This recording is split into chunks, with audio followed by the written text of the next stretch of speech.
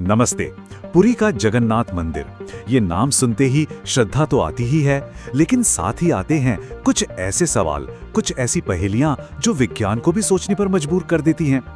अक्सर सुनने में आता है कि जगन्नाथ मंदिर में ऐसे चमत्कार होते हैं जिन्हें विज्ञान समझा ही नहीं सकता। पर क्या ये सच है या इन तथाकथित चमत्कारों के पीछे कोई और ही कहानी है? चलिए आज इसी की पड़ताल करते हैं। आज की हमारी पड़ताल 4 हिस्सों में बंटी होगी। सबसे पहले हम देखेंगे मंदिर की कमाल की वास्तुकला को, फिर चलेंगे उसकी लेजेंडरी रसोई में, उसके बाद बात करेंगे इंसानी कौशल की और आखिर में समझेंगे कि असली चमत्कार आखिर है क्या। तो शुरू करते हैं पहले हिस्से से, वास्तुकला के अजूबे। देखेंगे कि कैसे सदियों पहले की इंजीनियरिंग आज भी हमें हैरान कर देती है। सबसे पहला और सबसे मशहूर रहस्य, मंदिर के शिखर पर लगा ध्वज। कहा जाता है कि यह हमेशा हवा के रुख के खिलाफ, जी हाँ, उल्टी दिशा में लहराता है ना अजीब बात? तो इसके पीछे का विज्ञान क्या है? देखिए, असल में कोई एक वजह नहीं है, कई सारी चीजें एक साथ काम करती हैं। पहली बात, 214 फीट की ऊंचाई पर हवा का बहाव जमीन से काफी अलग होता है। दूसरा, मंदिर का जो विशाल ढांचा है वो खुद हवा के रास्ते को मोड़ देता है, एक तरह का वॉर्टेक्स बना देता है। और हाँ, एक और बात है कंफर्मेशन बायस की, मतलब जब भी ये उल्टा लहराता दिखता है हम उसे याद रखते हैं, पर जब सीधा लहराता है तो शायद ध्यान भी नहीं देते।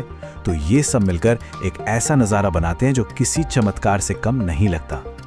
अच्छा, अब आते हैं दूसरे रहस्य पर, मंदिर का नो फ्लाई जोन। सुना होगा कि मंदिर के मुख्य गुंबद के ऊपर से ना तो कोई पक्षी उड़ता है और ना ही कोई हवाई जहाज। तो क्या ये सच है? हाँ, लेकिन वजहें अलग अलग हैं। पक्षियों की बात करें तो समुद्र से आने वाली तेज हवाएं ऊपर की तरफ उड़ती हैं, जिससे पक्षियों के लिए वहां उड़ना मुश्किल हो जाता है। साथ ही शिखर का डिजाइन ऐसा है कि उस पर बैठना भी आसान नहीं है। और रही बात हवाई जहाजों की, तो वो कोई चमत्कार नहीं है, ये सरकार की तरफ से घोषित एक नो फ्लाई जोन है, सुरक्षा और धार्मिक भावनाओं का सम्मान करते हुए। तो इसका जवाब काफी सीधा है। एक और बहुत ही दिलचस्प दावा है परछाई का। कहते हैं कि मंदिर के मुख्य गुंबद की परछाई जमीन पर कभी पड़ती ही नहीं, किसी भी वक्त नहीं। क्या ऐसा हो सकता है? तो सच क्या है? सच ये है कि ये बात पूरी तरह से गलत है। अब सवाल उठता है कि ये कहानी बनी कैसे। देखिए, सैटेलाइट से ली गई तस्वीरों में परछाई साफ दिखती है। होता यह है कि मंदिर का परिसर इतना विशाल है कि सुबह शाम की लंबी परछाई चार दीवारी के अंदर ही रह जाती है, बाहर से दिखती नहीं। और ठीक दोपहर में जब सूरज सिर पर होता है तो परछाई गुंबद के ठीक नीचे बहुत छोटी सी बनती है। तो बस इसी वजह से यह भ्रम पैदा हो गया कि परछाई है ही नहीं।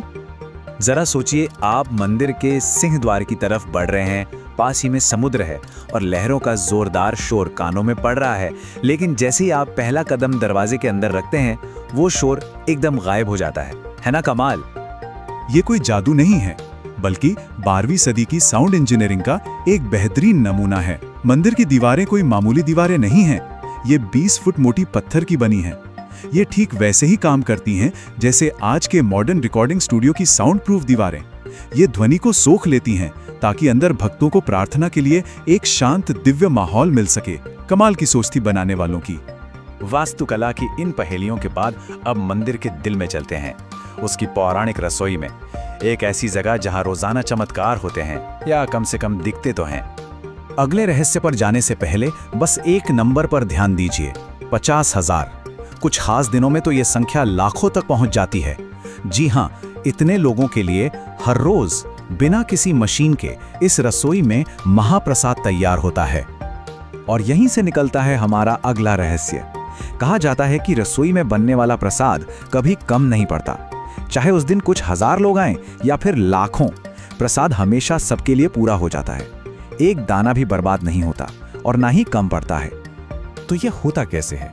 इसका राज चमत्कार में नहीं, बल्कि 800 साल के अनुभव और एक जबरदस्त मैनेजमेंट सिस्टम में छिपा है। यहाँ पीढ़ियों से काम कर रहे रसोइयों के पास एक अंदाजा होता है। उनके पास सालों का डेटा है कि किस दिन कितने लोग आ सकते हैं। वो सुबह की भीड़ देखकर भी अंदाजा लगा लेते हैं और उसी हिसाब से मात्रा को एडजस्ट करते हैं।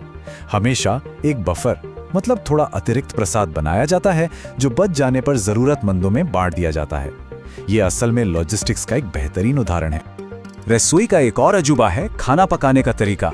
यहाँ मिट्टी के 7 बर्तन एक के ऊपर एक रखे जाते हैं और नीचे से लकड़ी की आग पर खाना पकता है।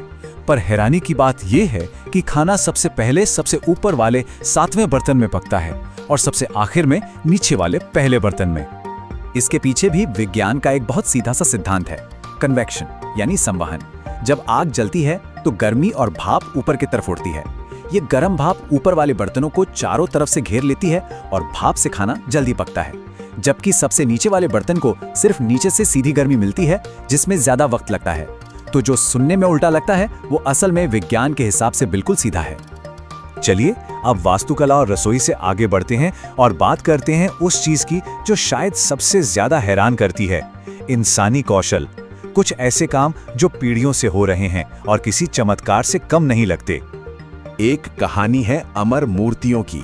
ये कहा जाता है कि मंदिर में भगवान जगन्नाथ, बलभद्र और सुभद्रा की लकड़ी की मूर्तियां सदियों से वैसी की वैसी ही हैं, बिना किसी केमिकल ट्रीटमेंट के।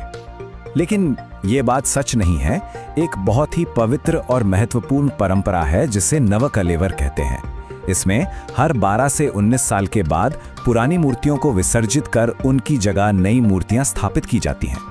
तो ये अमरता का नहीं बल्कि नवीनीकरण और पुनर्जन्म का प्रतीक है। लेकिन एक ऐसा रहस्य है जो पूरी तरह सच है और शायद इन सब में सबसे ज्यादा हैरत में डालने वाला भी। हर रोज शाम के वक्त एक पुजारी मंदिर के 214 फुट ऊंचे शिखर पर चढ़ता है, वो भी बिना किसी रस्सी या सेफ्टी गियर के, सिर्फ रोज का ध्वज बदलने के लिए। ये कोई चमत्कार नहीं है, ये इंसानी लगन, हिम्मत और सालों की प्रैक्टिस का जीता जागता सबूत है। ये परंपरा 800 सालों से चली आ रही है। बचपन से ही इसकी ट्रेनिंग दी जाती है। उस पुजारी को दीवार का हर कोना, हर पकड़ पता होती है। ये मानवीय क्षमता का वो शिखर है जो हमें हैरान कर देता है। तो हमने मंदिर के कई रहस्यों की परतें खोली, ध्वज, परछाई, रसोई, पर इन सब के बाद सवाल उठता है कि फिर जगन्नाथ मंदिर का असली चमत्कार है क्या? अगर हम इन सब बातों को जोड़कर देखें तो एक ही चीज सामने आती है, 12वीं सदी की लाजवाब इंजीनियरिंग, फिजिक्स और साउंड की गहरी समझ, पीढ़ियों का अनुभव और एक बेहतरीन मैनेजमेंट सिस्टम। तो शायद असली चमत्कार कोई दैवीय घटना नहीं, बल्कि वो इंसानी दिमाग और मेहनत है जिसने आज से 1200 साल पहले कुछ ऐसा बना दिया जो आज भी हमें सोचने पर, हैरान होने पर मजबूर करता है। और ये सोच हमें एक बड़े सवाल पर लाकर छोड़ देती है कि दुनिया में ऐसी और कितनी जगहें हैं और कितने चमत्कार हैं जो असल में इंसानी इंजेन्युइटी के नमूने हैं और बस हमारे समझने का इंतजार कर रहे हैं।